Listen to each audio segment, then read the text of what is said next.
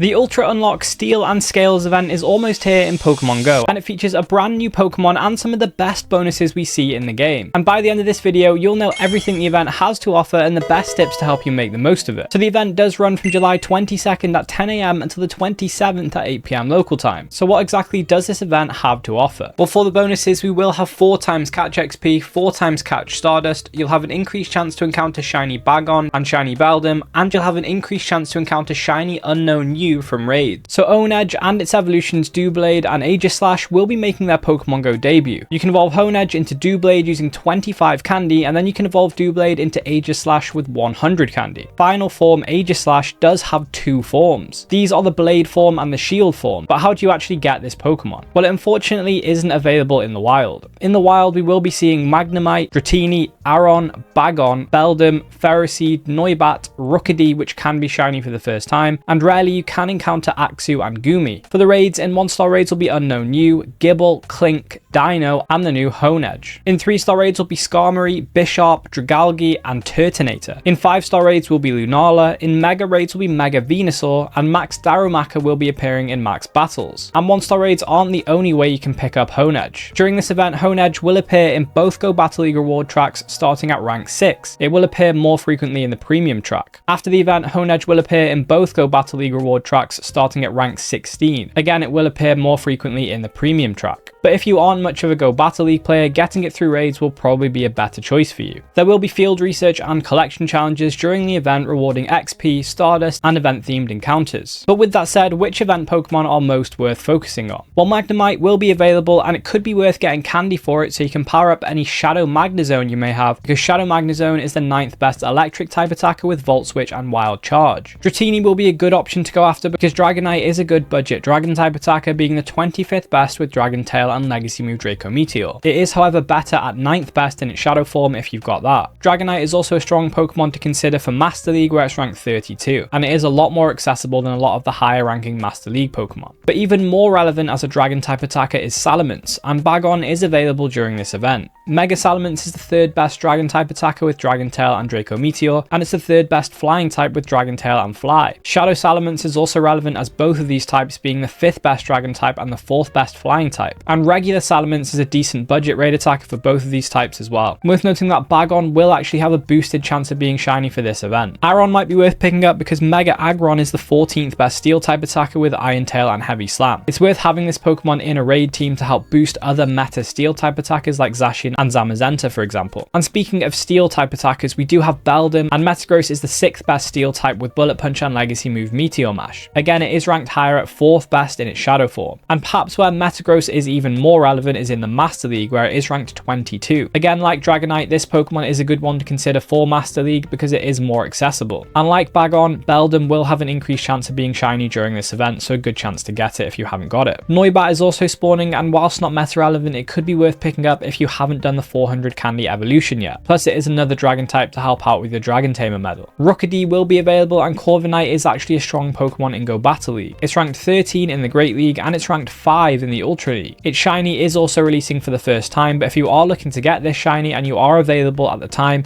it does have a community day on August 30th between 2 PM and 5 PM local time, where it will be appearing much more frequently in the wild, and it will have a boosted 1 in 25 shiny rate. We also have Axew available in the wild, and Haxorus is a decent budget Dragon type attacker, being the 15th best with Dragon Tail and Legacy move Breaking Swipe. Goomy is also a rare spawn for the event, and it could be worth picking up, especially if you didn't play the community day last year, because its evolution Goodra is ranked 129 in the Great League, it's ranked 102 in the Ultra League, and ranked 79 in the Master League. So it does see play in all of these leagues, and it's a decent budget option for Master League. Now for the raid Pokemon, it is a good event to work on your evolution of Bisharp into King Gambit, because to do this evolution you do have to make Bisharp your buddy and then defeat 15 Steel or Dark type Pokemon in raids. And during this event we do have Clink, Dino, Honedge, Skarmory, Bisharp, and Shadow Registeel that can all be raided to help out with this. For the 1-star raids we do have Unknown U, and this could be a good one to raid because Unknown are generally very rare outside of ticketed events, and this one does have a shiny boost for the event as well. Gible is a great Pokemon to pick up because Mega Garchomp is the 2nd best Dragon type attacker with Dragon Tail and Outrage, and it's the 2nd best ground type with Mudshot and Legacy move Earth Power, so it really is a great Pokemon for raid attacking. Garchomp itself is ranked 71 in the Master League as well, so not a bad option for that. Dino could be an option for raiding because Hydreigon is the 7th best dark type attacker with bite and legacy move Brutal Swing. We do also have access to the new Honedge like I mentioned before, but is this Pokemon any good in Pokemon Go? Well, Aegislash is a ghost and steel type, has two forms like I mentioned before, the blade and the shield forms, and they both have different stats. For the blade form, it has 272 attack, 97 defense and 155 stamina. And for the shield form, the attack and defense stats are swapped, and it does seem like this Pokemon will be pretty strong in the Great League. For the rank 1 Aegislash, you are going to want 0, 12, 15 IVs, and it does want to be leveled up to level 47, which will require quite a few XL candies. You could, however, have other lower rank IVs that require less XL candy to power it up. And remember, to get these lower attack IVs, you can mirror trade Honedge with a low friendship level friend. Dragalge is available and it is ranked 35 in the Ultra League, but with the IVs that it does want, it might be better to get Scralp through the wild if you can. Otherwise, you could mirror trade it like Honedge. And Turtonator doesn't have any meta relevance, but it is a perma boosted shiny, so a good one to hunt if you want it. Lunala will be in 5-star raids for the first time, and it can't be shiny unfortunately, but it is still worth raiding. This is because it is ranked 10 in the Master League, and it's the 7th best ghost type attacker with Shadow Claw and Shadow Ball as its best moveset. It is also used as fusion material along with Necrozma itself for Dawnwing's Necrozma, so definitely worth keeping some spare non-shiny low IV Lunala for fusion. And Dawnwing's Necrozma is ranked 6 in the Master League, and it's the best ghost type attacker in the game with Psycho Cut and Moongeist Beam. Lunala has a raid CP of 47,461 and the 100% IVs are 2310 and 2887 boosted in windy and foggy weather. It's a ghost and psychic type, therefore it is double weak to ghost and dark type attacks. The best counters are Mega Tyranitar, Shadow Tyranitar, Mega Absol, Dawnwing's Necrozma, Mega Houndoom, Shadow Absol, Mega Gengar, Shadow Weavile, Tyranitar and Shadow Houndoom. And for budget counters which are generally easier to obtain and to power up, I would recommend Tyranitar, Hydreigon, Incineroar, Absol, Weavile and Houndoom. This raid is soloable with the best counters at high levels, but I would recommend a second trainer if not. For Mega Venusaur, it's the 2nd best grass type attacker with Vine Whip and Legacy Move Frenzy Plant, and it's the 14th best poison type attacker with Vine Whip and Sludge Bomb. Also, G-Max Venusaur is decent for max battles, so Candy could be useful there as well. Mega Venusaur does have a raid TP of 39,235 and the 100% IVs for Venusaur are 1554 and 1943 boosted in sunny and cloudy weather. It's a poison and grass type, therefore it is weak to flying, fire, psychic and ice type attacks. The best counters are Mega Rayquaza, Shadow Salamence, White Kyurem, Mega Charizard Y, Shadow Mewtwo, Mega Salamence, Mega Blaziken, Rayquaza, Shadow Heatran and Shadow Moltres. For budget counters, I would recommend Salamence, Metagross, Staraptor, Braviary, Chandelure and Blaziken. And again, like Lunala, this Pokemon is soloable with the best counters at high levels, but I would recommend taking another trainer if not. And also, whenever you can, do remember to party up to use party power to make the raid easier. And if you want to power up any of these Pokemon, you will need Candy. But how can you maximize Candy during this event in particular? Well, it's always worth using Pinat Berries when catching Pokemon, and you can Mega Evolve a Pokemon that shares the type with the Pokemon you're catching to increase the amount of Candy, Candy XL and XP you get per catch. So this event does have a Steel and Dragon type theme, so Mega Evolving a Pokemon of these type will be the best bet for maximum coverage. So if you want more Candy for the Steel types, you could Mega Evolve Steelix, Scizor, Mawile, Aggron or Lucario. This will cover all of these Pokemon. For Dragon types, you could Mega Evolve Charizard into its X form,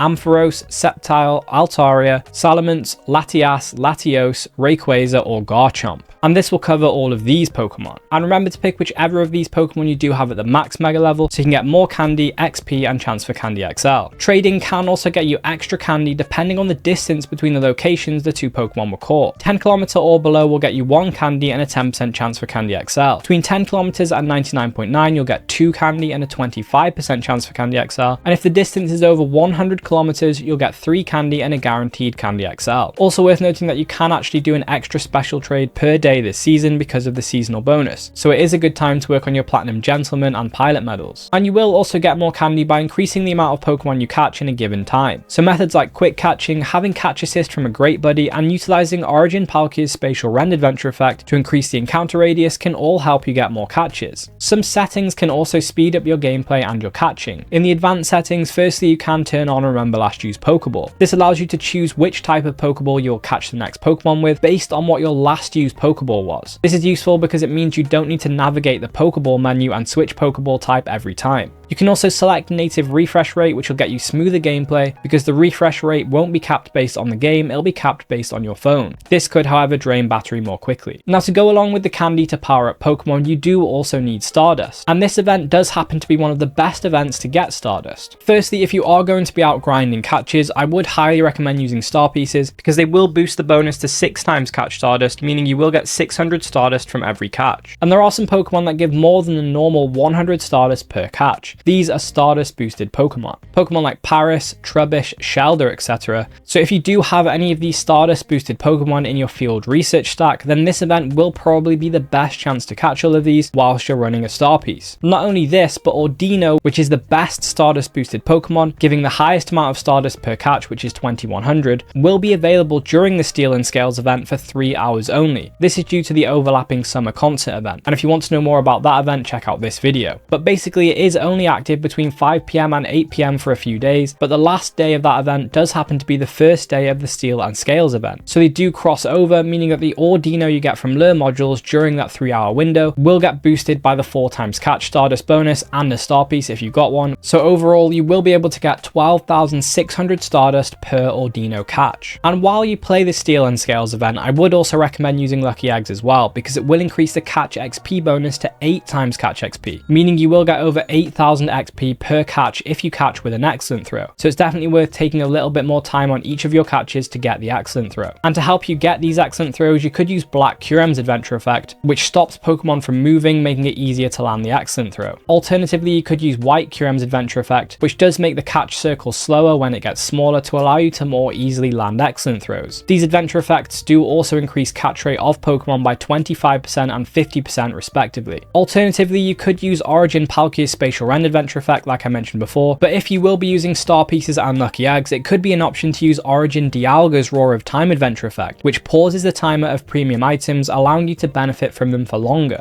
This will be especially worth it if you don't have a lot of these premium items and you want to get the most value out of them. And honestly, with these 4 times catch XP and Stardust bonuses, I would highly recommend using any Star Pieces and Lucky Eggs you've got, because these are the highest bonuses we do see in the game, and they are kept mostly for special events like the GoFest Ultra Unlocks like this one. And if you do want to know more about the overlapping summer concert event, then I do recommend checking out this video on the screen now, and I'll catch you in the next one.